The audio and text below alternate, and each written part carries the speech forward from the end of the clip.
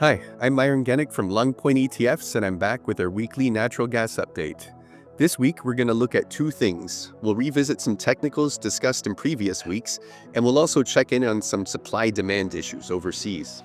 Remember, you can trade NGUP and NGDN to take short-term high-conviction positions on the price of natural gas.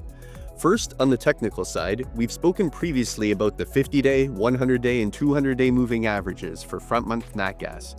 Back at the end of April, nat gas traded down and through its 200-day moving average, before bouncing back up to its 50 and 100-day moving averages about a week ago, feeling that resistance and then heading back down to the 200-day moving average, around which nat gas has found some support going all the way back to mid-September here, and here. How much longer can the 200-day moving average provide support for front-month nat gas? And when it finally gives, how far down could nat gas go? Next, moving on to overseas markets, which are becoming an increasingly significant importer of US LNG, there are currently three factors that could ultimately lead to further demand for US LNG in the short term.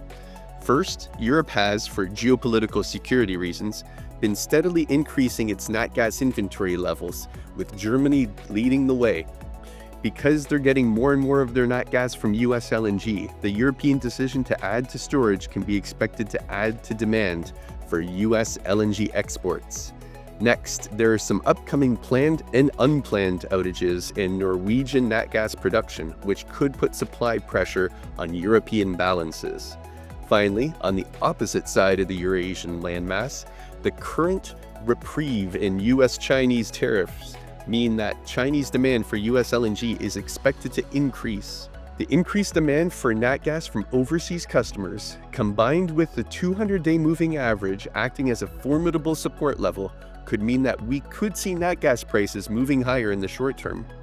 But then, markets are always surprising even the best analysts, especially over the past few months, where major trade policies can shift on a seemingly daily basis.